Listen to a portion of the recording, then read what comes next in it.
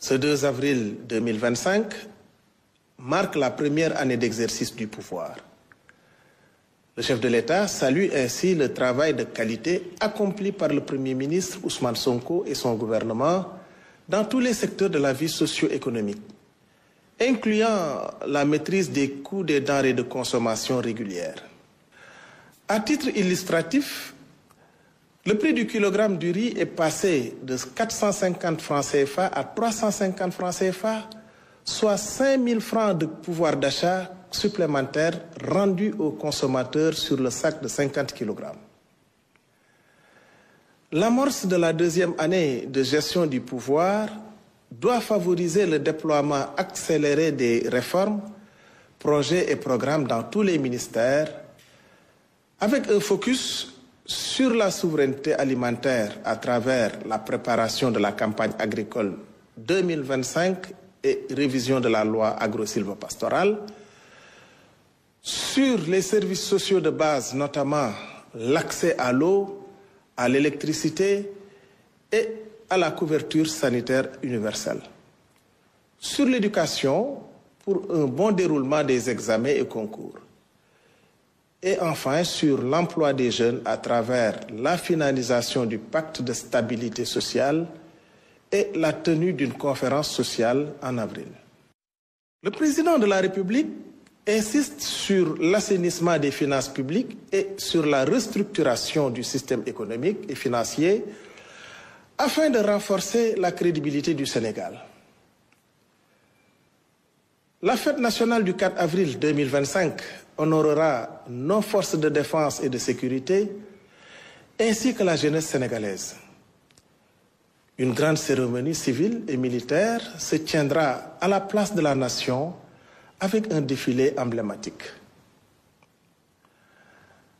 En reconnaissance de son rôle historique, le boulevard Général de Gaulle à Dakar sera rebaptisé boulevard du président du Conseil Mamadou Dia, l'un des pères de l'indépendance.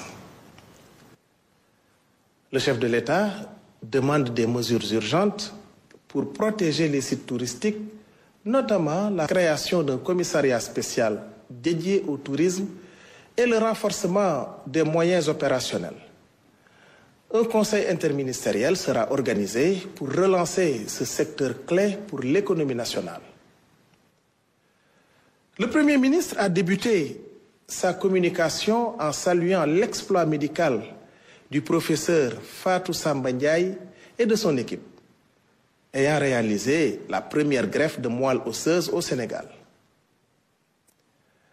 Cette avancée illustre la souveraineté nationale prônée par la vision Sénégal 2050. Sur le point relatif au loyer et face aux tensions persistantes dans ce sous-secteur, malgré la réglementation en vigueur depuis 2014, le Premier ministre a appelé à une analyse approfondie des dysfonctionnements. Une mission interministérielle devra d'ailleurs, avant fin juin 2025, lui proposer des mesures concrètes et concertées pour une meilleure gestion de cette problématique des loyers et du logement, essentiel à la qualité de vie de nos compatriotes. Soucieux d'une gouvernance publique de qualité et du contrôle interne dans les administrations, le Premier ministre veut rendre plus opérantes les inspections internes des ministères via un plan d'action pertinent d'ici fin 2025. Les membres du gouvernement, quant à eux, devront d'ores et déjà faire le point du suivi des actions de contrôle interne dans leur département, tout en s'assurant du déroulement du programme établi pour l'année en cours. Je vous remercie de votre attention et vous souhaite une excellente soirée.